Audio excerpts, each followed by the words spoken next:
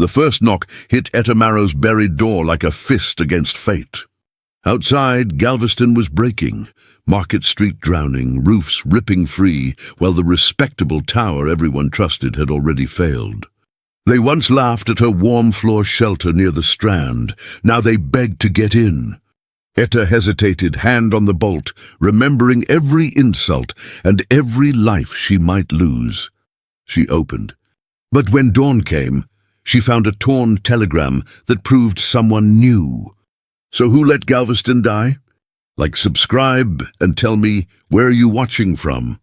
The telegram came folded into itself, half crumpled, its ink slightly smudged from someone's damp hand, before it was delivered to the Galveston Daily News office off 21st Street.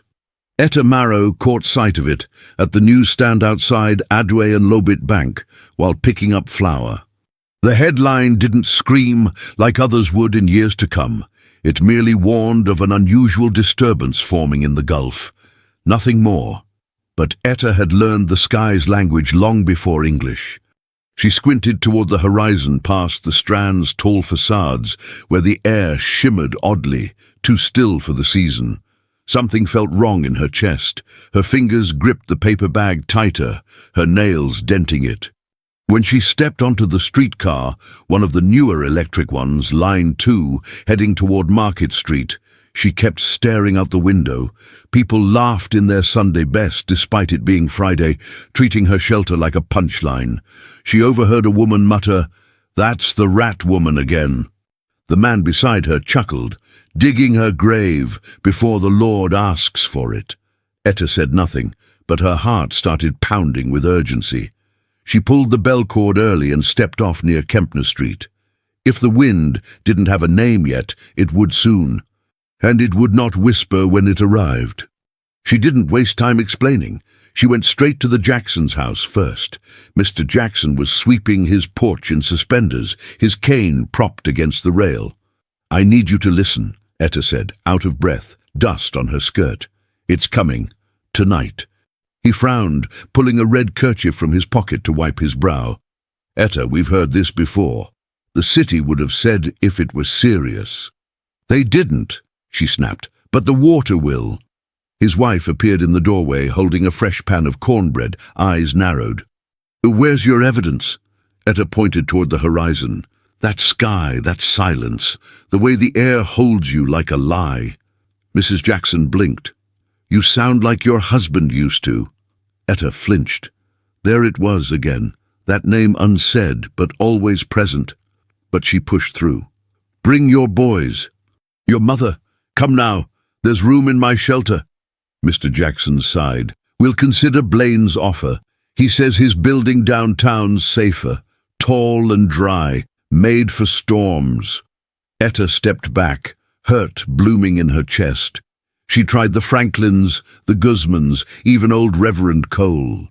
Every door opened, paused, then shut. She wasn't dismissed cruelly. That made it worse. No one believed enough to be rude, just enough to walk away. Only one person didn't laugh outright. Sarah Weller, the postmaster's sister, caught Etta by the elbow outside Moody's Dry Goods. "If you think it's real," Sarah whispered, "then don't wait for us. Some people don't believe till they lose something." Etta nodded slowly, swallowed hard, and let go. By the time she returned home, her half-buried home, people were still watching her. Two teenage boys mimed digging motions and howled like coyotes behind her back. She didn't even glance. Inside, the warmth of the walls greeted her like old friends. She lit the coal stove embedded beneath the hearth's stone slab, twisting open the flue controls she and Lyle had designed. Her fingers knew every groove of those iron vents. In the corner, the tin box of Lyle's schematics waited, half burned from a winter accident, but the drawings still there. She touched it gently. "We're going to be ready," she said aloud to the walls, to him, to herself. She reinforced the door bolts with strips of oak, hammered into pre-drilled slots she'd prepared weeks earlier. She sealed the window gaps with strips of old cotton and packed clay. No one helped her. No one even shouted a warning as the first gusts came, but her house didn't flinch. The storm didn't arrive like a guest. It crashed in like a drunk father, uninvited, loud, unforgiving. The first real surge tore through Avenue M, shoving furniture down the streets like dolls' toys. Overhead, shingles flew off rooftops in spinning sheets. Etta knelt near her intake shaft and listened to the smoke draft. Still steady, the warmth held. Outside, the sound of horses screaming echoed for seconds before being swallowed. And then came the pounding. At first, she thought it was the storm itself. But then came the voices. "Etta!" Now someone screamed, another, "Please, please open!" The Jacksons, the same people who had said Blaine's tower was the safe place. Water had reached the second floor there in under an hour. And then more pounding. The Guzmans, a wet, shivering Sarah Weller. Someone carried a girl barely conscious.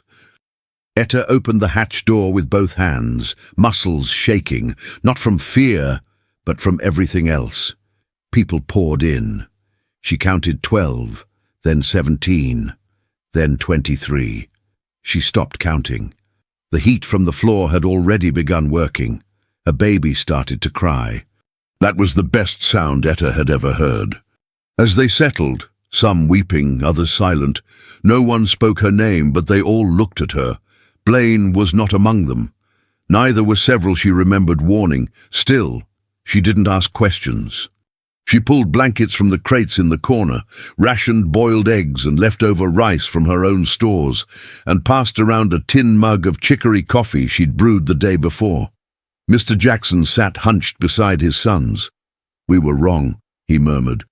"You were just early." She didn't answer. He didn't deserve her forgiveness yet. The shelter was holding. No flooding, no smoke. The temperature steady at what she guessed to be near 70. Warm enough to save limbs, calm breath, keep the panic low. Someone began to recite Psalm 46. Etta just closed her eyes and pressed her palm to the floor. It was warm still, alive. He built it to breathe, she whispered to herself, and it still does. The girl they'd carried in was waking up.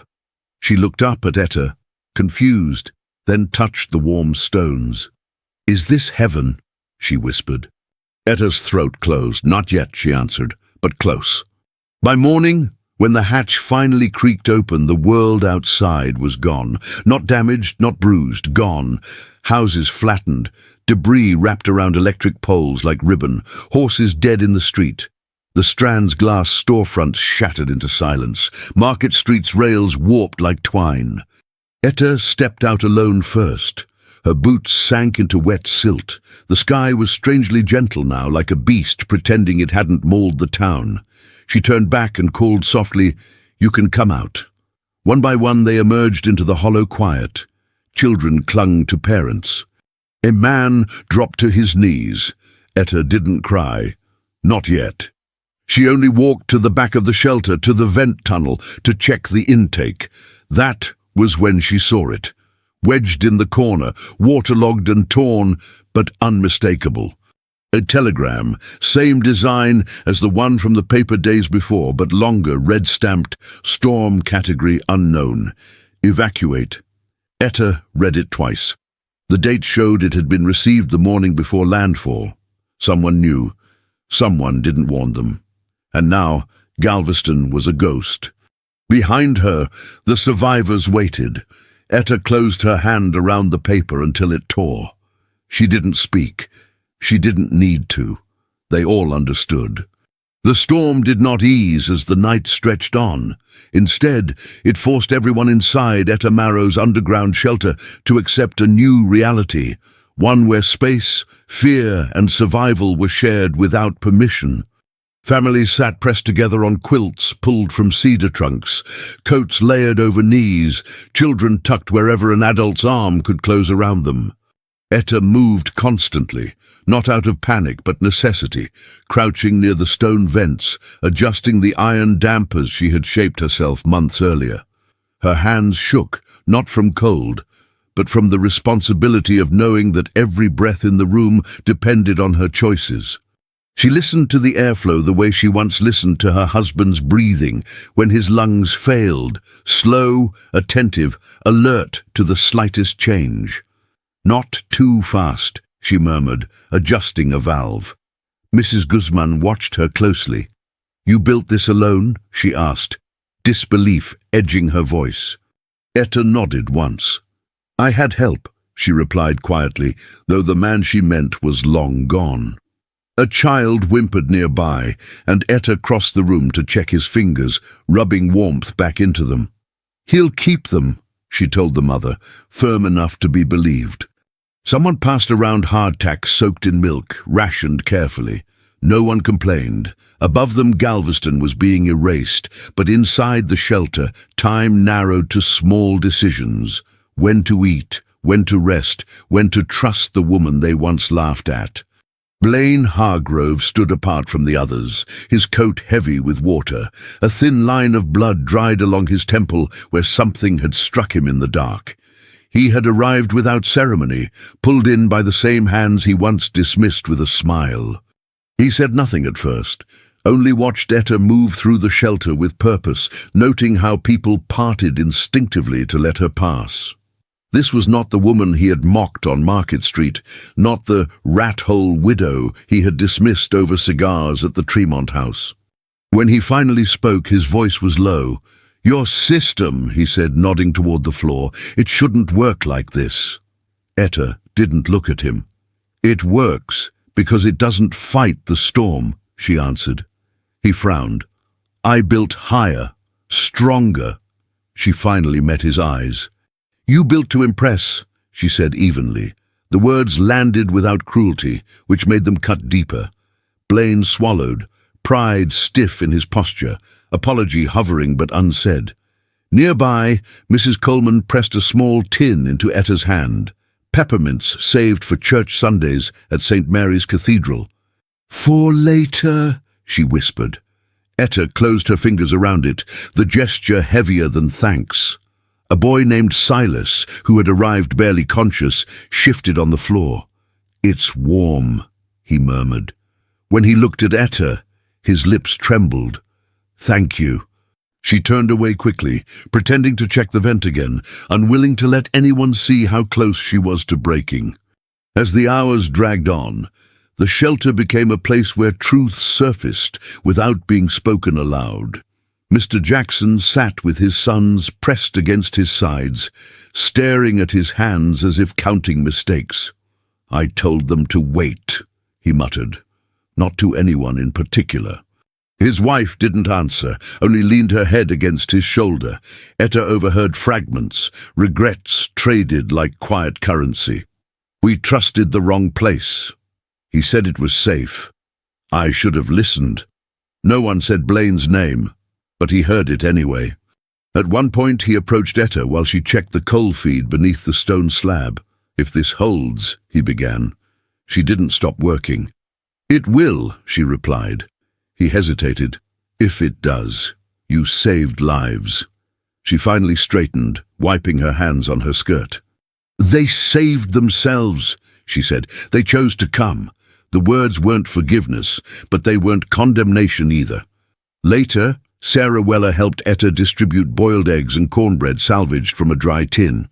"You should rest," Sarah whispered. Etta shook her head.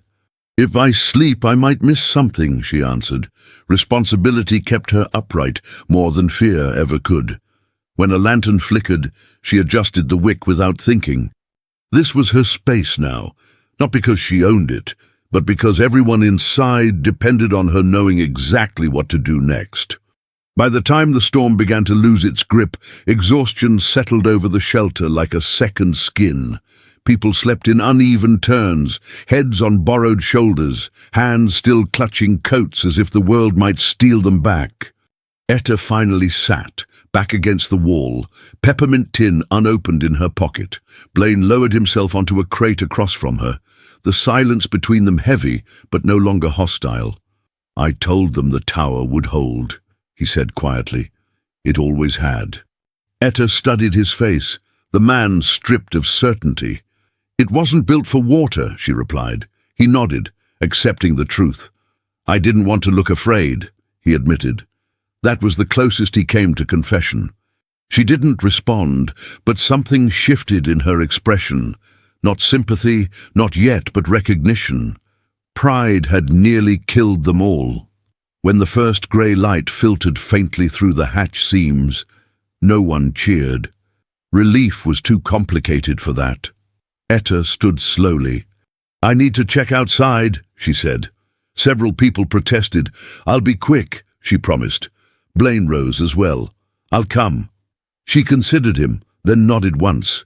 It wasn't trust, it was practicality. Together, they unsealed the hatch.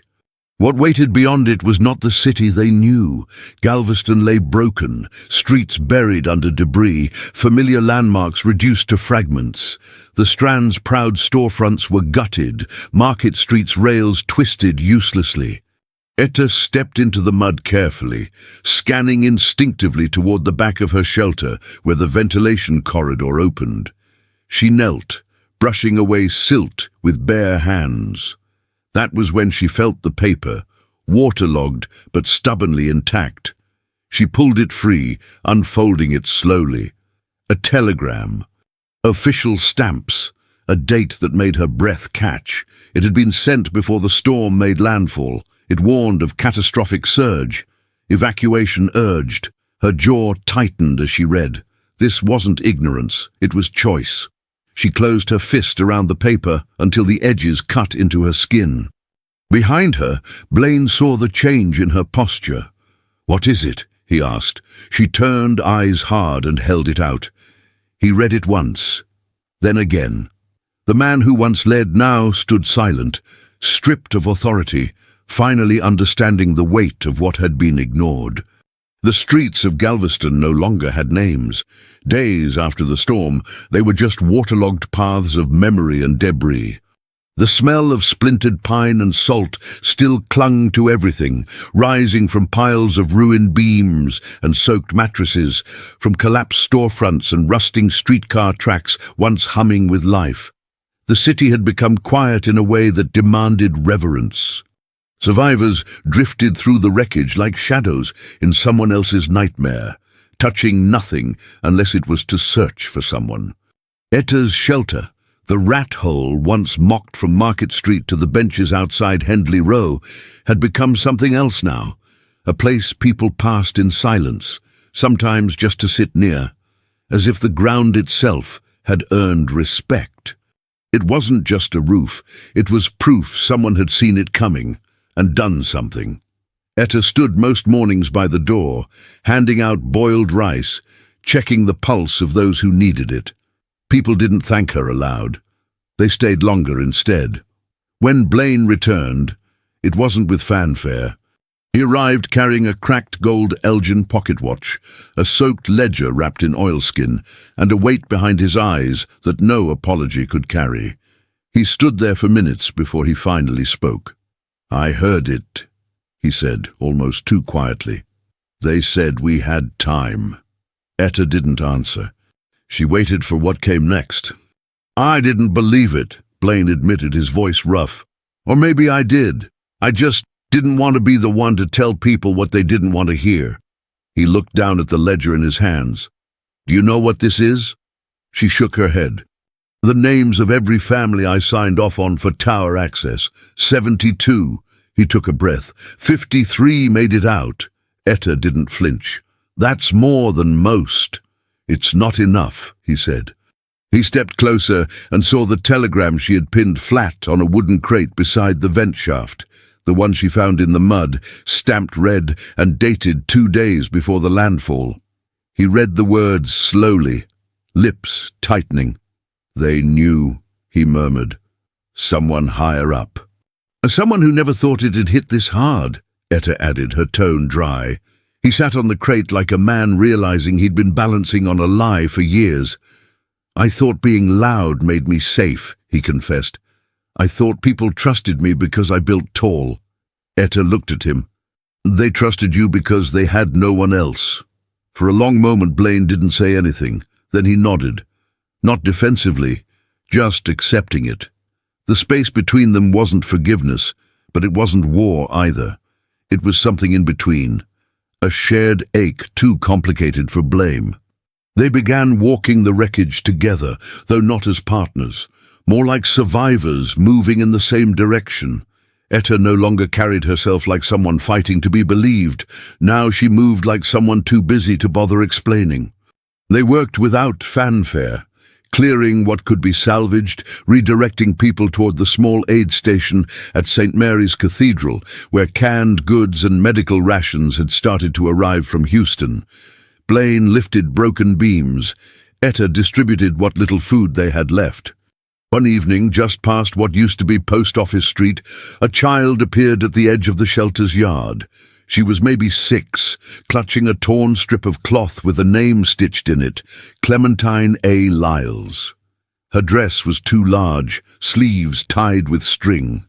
No parents, no voice, just eyes that had seen too much. Etta crouched and offered a piece of cornbread from an old tobacco tin salvaged from her pantry. The girl reached for it slowly, like she expected it to disappear. "You're safe," Etta whispered. Clementine didn't answer. She just sat down, her back to the shelter wall, chewing silently. People stepped around her without question. She belonged now. That night, Etta found her asleep on the warm stones, curled like a kitten, clutching the cloth, like it still held someone's scent.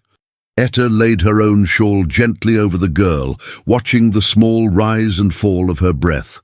For the first time in years, the act of covering another felt like a vow.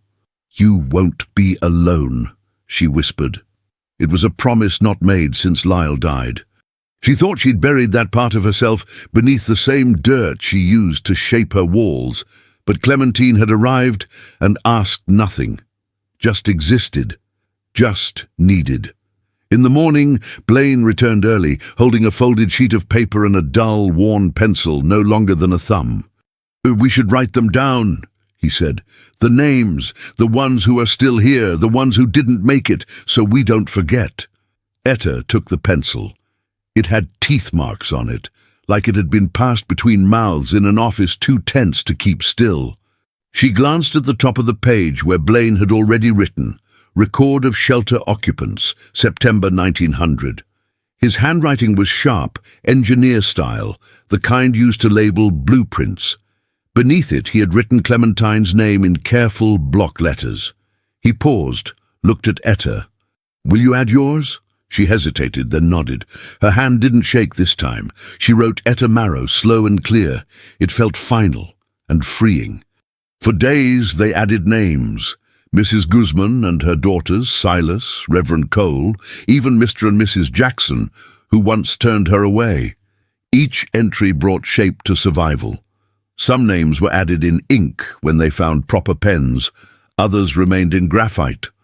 Clementine watched Etta every time she wrote, as if learning what it meant to belong. When a man arrived from the Galveston Daily News, taking notes and photographs for a report, Blaine stepped back and pointed toward Etta. "She's the one," he said simply. She kept the floor warm. The man offered to take a posed photo, but Etta declined. "This isn't for show," she said. "It's for keeping track." Later, as the city's officials arrived, slow and stiff with protocol, someone handed out forms. Blaine signed his with quick strokes, but paused when asked about next of kin.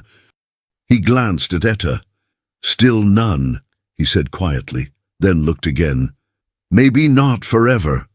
She didn't reply, but something in her eyes softened. They were not who they were weeks ago. They couldn't be. By week's end, the city still ached with loss, but the shelter no longer felt temporary. People came not just for warmth, but for something harder to name: steadiness. Etta reinforced the roof with salvaged joists from the Tremont Hotel ruins, and Blaine repurposed bent piping into support brackets. The shelter began to look less like a dugout and more like a home. Clementine drew pictures in charcoal across one wall, sketches of hands holding other hands, of names beside stars. One morning, she brought Etta a smooth plank of wood and asked for help. Together, they carved 3 names into it, her parents and Lyle Marrow, Etta's voice cracked as she traced the grooves. When she looked up, Blaine was holding the record book again.